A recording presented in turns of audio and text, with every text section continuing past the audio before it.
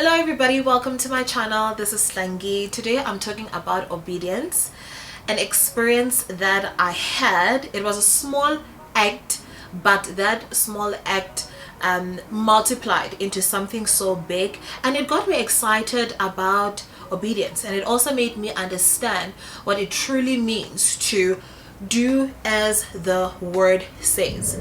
So there's a day I went to buy slab chips.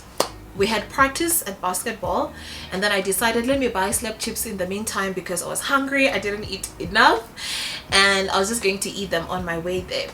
So when I get to that place, I said, can I please have 15 rand chips? And I told the guy, make them crispy. So the owner of the shop tells the person who was supposed to prepare the chips and says, can you please prepare 15 rand slab chips? Then he tells me, are you sure you want them to be crispy? Because if they're crispy, they might be too crispy and you won't enjoy them. Let's make them medium crispy. So I was like, okay, sure, fine. It doesn't matter, potato, literally, so it's okay. So he now tells the guy who's preparing the chips that actually make them medium crispy. After everything has transpired, when I look back, I realized that that guy understood it as, okay, he's no longer making small crispy chips, he's now making medium crispy chips. My order is finally done and he comes back and gives me the slab chips or the chips. So now I notice when he gives them to me, it's in a medium packaging, so it's medium chips. And then I'm confused because I'm like, okay, I bought small chips, why do I now have medium chips?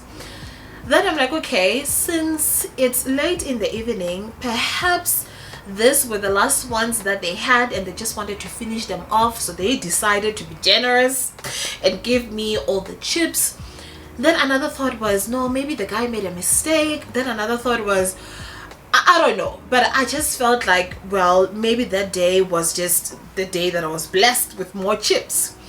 So as I'm standing there, because I'm running late to go to basketball, and I'm also thinking about what must I do? Do I tell them that you gave me medium chips instead of small chips? And then now I'm thinking about, okay, if I tell the owner, what if he thinks that me and the guy know each other and this is what we typically do? Like, there were just so many thoughts that were coming through, but at the end of the day, what matters is what was the final decision. The final decision was, let me just eat them and go. It's not my fault. I said I want small chips and I paid for them. I'm not going to pay 10 rand extra for something that is not my fault. Do you see how our ego and our pride can make us deviate from what we're supposed to do?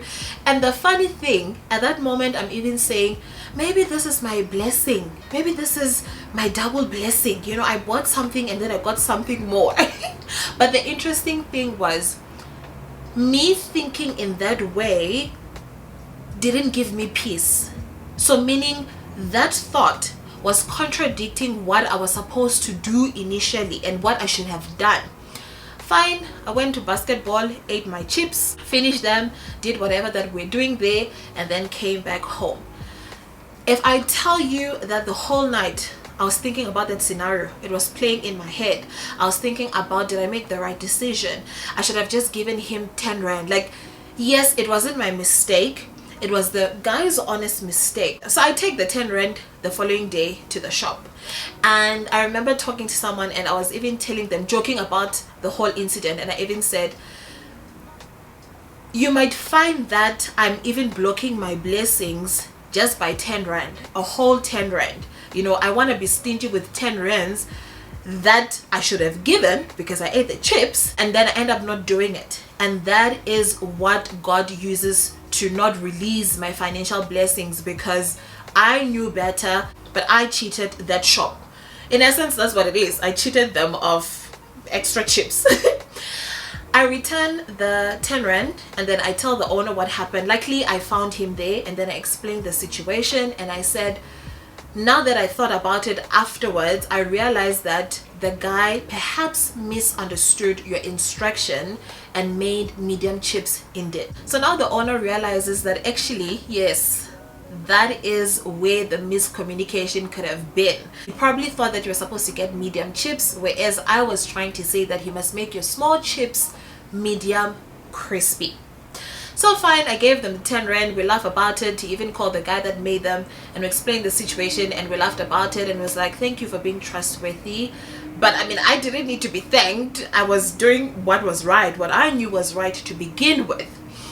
So as I was there, the guy was like, don't you want anything, maybe a lollipop or something, you know, for what you did? And then I said, I cannot accept a kind gesture for something that I was supposed to do to begin with. That won't be fair, because that will now look like I brought back the money to look like a good person. This is what I should have done in the beginning. So it was like, yo, I understand, God bless you, and we left. Remember, it was 10 rand that I paid back. Later that day, the same day, and this is something that has blown my mind ever since that day. The importance of obedience, the importance of listening when God speaks, the importance of acting when God gives us an instruction. Later that day, someone sent me 1,000 rand. And I'm not trying to boast about the situation, but I'm just trying to make you understand and pick up something. I gave back 10 rand. Someone later that day sent me 1,000 rand, and I really needed that money because I was just in a bad financial position. Even that day when I didn't want to give that guy 10 rand, I was calculating where I was going to patch that 10 rand to buy something else, and I was like, okay, maybe if I get another 5 rand, I'll add to this and buy chips the following day. So when I made that decision, it was coming from a place of greed. I looked at that message for a very long time, and something in me was satisfied in understanding that this is your reward for what you did earlier. I mean, the person could have sent me 500 rand, they could have sent me 700 rand, but they sent 1,000 rand. And when I looked at it and was trying to analyze everything, it made sense that it had to be 1,000 rand or maybe 100 rand, because it had to be multiples of that 10 rand. And I got chills. After I made that realization, I got chills, because I understood that God, indeed, when we repent, when we are obedient, and when we follow what you say we must do, you bless us for our actions, because we listened, because we acted in a way that represents you. We acted in a way that glorifies your name, and we acted in a way that is in alignment with who you are and what you represent. Ever since that day, I was like, Lord, if you tell me to drop a friendship, I'm going to drop it. If you tell me to leave a spouse or a partner, I'm going to leave them, because I've now seen what obedience does. And that is how God talks to us. He always meets us where we are. He always speaks to us with the situations that are happening around us. And that is why I always say, there's nothing that just happens. Everything happens for a reason. And if you can track and look at what's going on in your life right now, you not being where you need to be, ask yourself, what did I not do that I was supposed to do? Or what did I do that I knew that I was not supposed to do and I kept on doing? Because sometimes I feel like we give God the burden of granting us grace all the time because He's our Father and His grace is abundant. But I don't think it's fair to willingly go against what He says and what He represents and who He is, and then expect His abundant grace the following day, expect His provision. Look at it from a point of, if you were a parent and you had a child that's disrespectful, disobedient, gives you headache all the time. If they came to you and they needed a phone or PlayStation, do you feel like when you buy it for them or you give it to them, you'll be doing it from a good heart? You'll probably be doing it because maybe you'd feel like, if I don't do it, they'll steal or they'll throw tantrums, so let me just do it. But it's not from a good place. So let us teach ourselves to do what God says we must do, to be obedient to His word, obedient to His voice.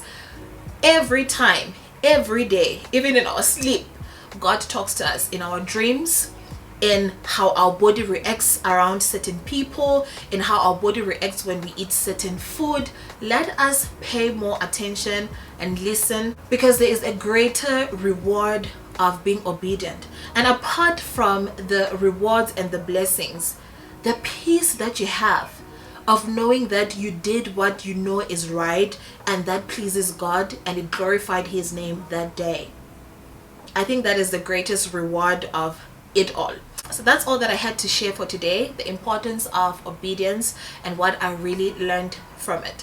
Hope this message was enlightening to you. Do take care and keep well. Bye bye.